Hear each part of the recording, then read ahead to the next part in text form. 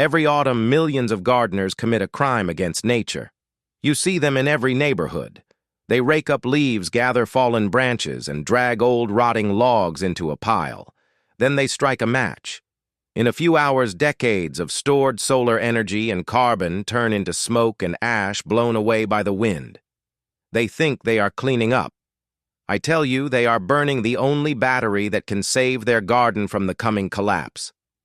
What if I told you that instead of burning that wood, you could bury it? And by burying it, you could build a garden that defies the laws of modern agriculture. A garden that requires no hose even in a drought. A garden that needs no fertilizer for 20 years.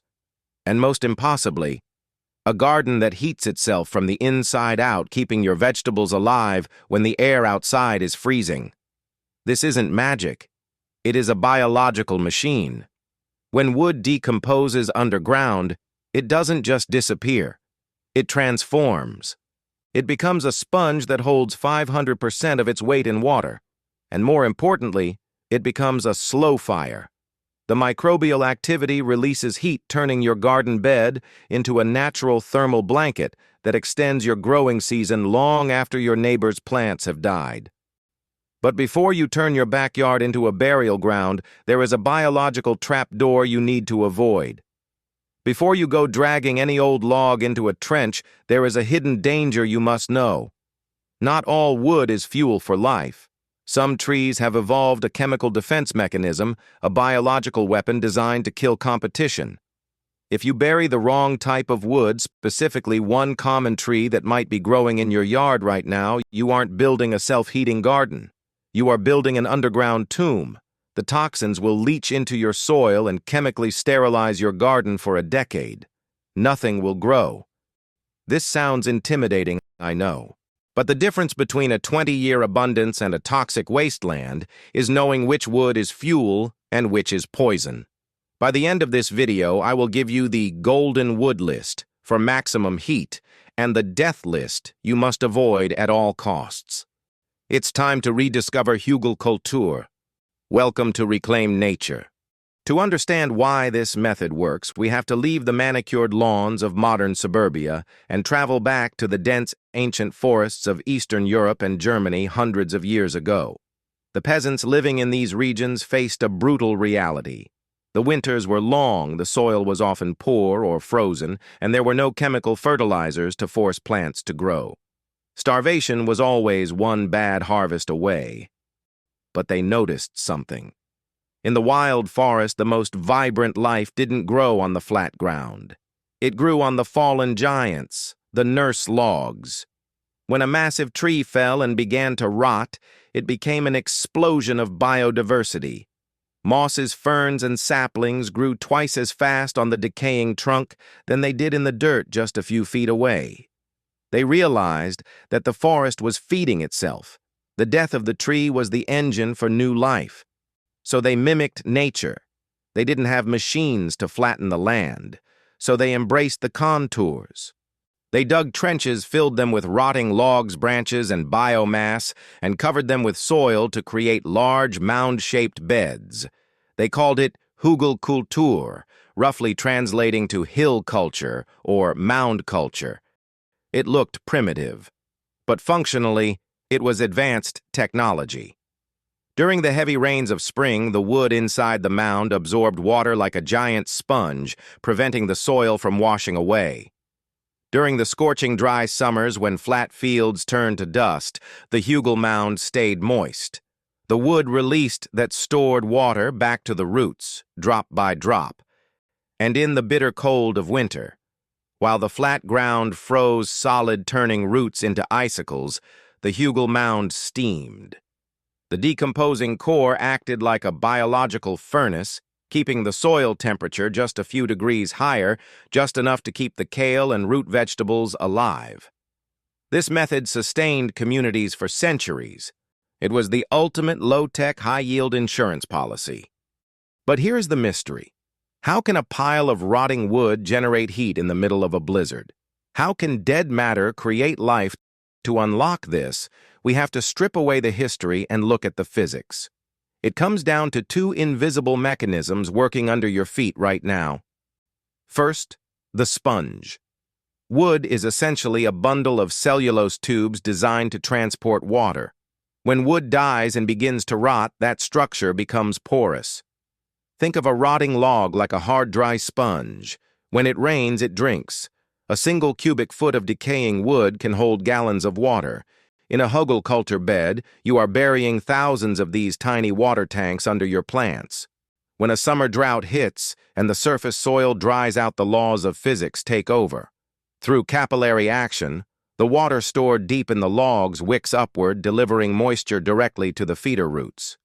While your neighbor is standing there with a hose paying for municipal water, your garden is drinking from a reservoir it filled up months ago. Second, and more impressively, is the slow fire. We usually think of fire as flames and smoke, but biologically, decomposition is just a very slow combustion.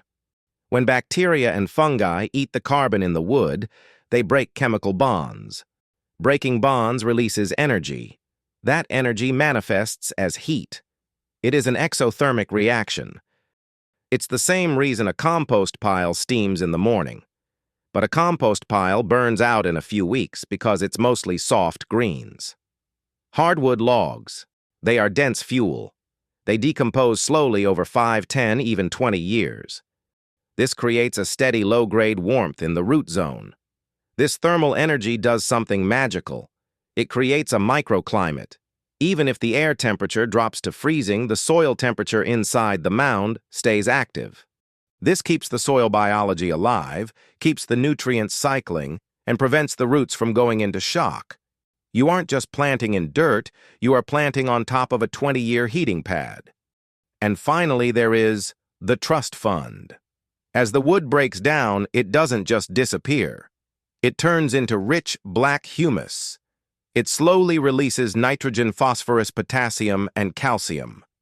You are creating a nutrient bank account that pays your plants a dividend every single day for a generation.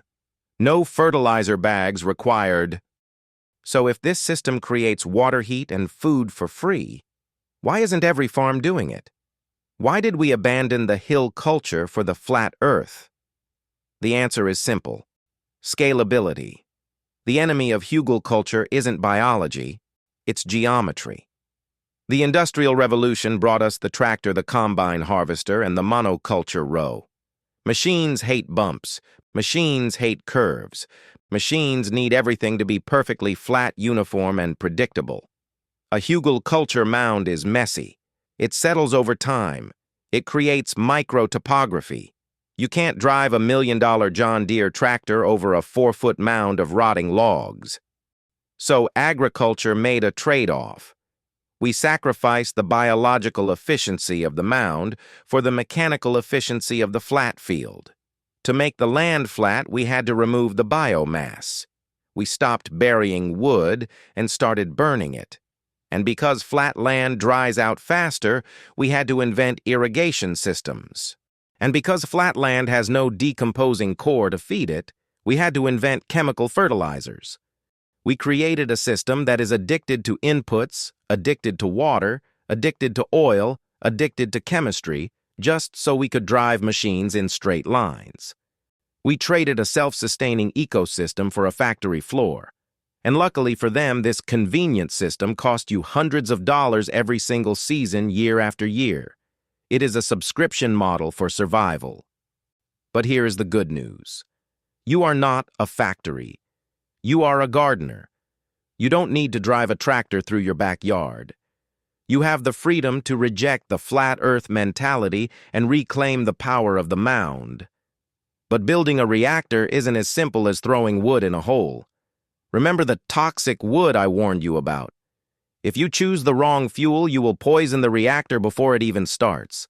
Now, I'm going to show you exactly how to build it layer by layer and give you the list of trees you must absolutely avoid. Step 1. The excavation. The foundation. Dig a trench. It doesn't have to be deep, about 1 foot 30 centimeters is enough. You can build it directly on top of the ground, but digging a trench anchors the mound and gives the wood better contact with the earth's moisture. Save the soil you dig out. You will need it later. Step 2. The fuel selection. Critical safety check. Before you drop a single log into that trench stop, this is the moment where most people fail. You need to select your fuel and you must be ruthless. Not all wood is created equal. First, let's talk about the garden killers. You must absolutely avoid black walnut. This tree contains a chemical called juglone, a natural herbicide that is toxic to tomatoes, peppers, and potatoes. If you bury this, it will poison your soil for years. You should also avoid rot-resistant woods like cedar and redwood.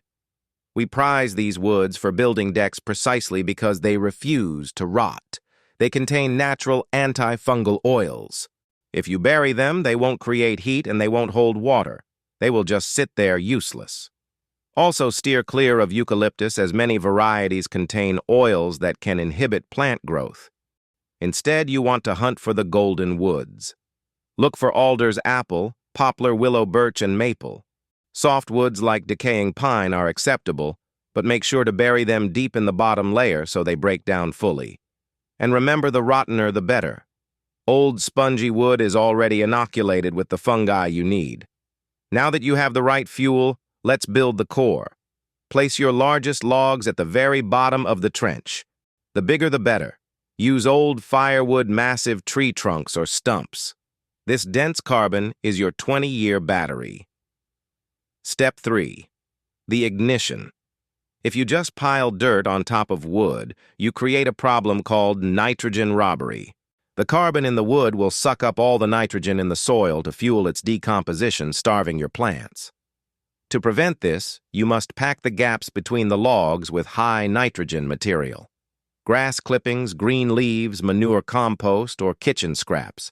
This is the kindling. It balances the carbon and kickstarts the decomposition fire immediately. Step 4. The skin. Cover the entire mound with the soil you dug out in Step 1. Then add a final layer of mulch, straw, or wood chips to protect the soil. Your mound should stand about 2 to 3 feet tall. It looks like a raised bed, but inside the engine is already starting to hum. Step 5. The planting. Plant immediately. The mound will settle over time as the wood rots. This is normal. It means the reactor is working. When you finish building a Hugelkultur bed, you haven't just prepared for the next season. You have prepared for the next generation. While standard raised beds need to be refilled and fertilized every year, the Hugel mound gets better with age. Year 1 is good. Year 5 is incredible. By year 10, the wood has transformed into perfect black sponge-like humus that feels like chocolate cake in your hands. This is the definition of reclaimed nature. We are taking the waste of the forest, the fallen, the dead, the rotting, and using it to fuel the future. We are stopping the cycle of burn and buy and starting the cycle of bury and grow. So put down the matches, pick up a shovel, build the hill, light the slow fire, and let nature do the work for you. I'm the architect. Build your legacy, and I'll see you in the garden.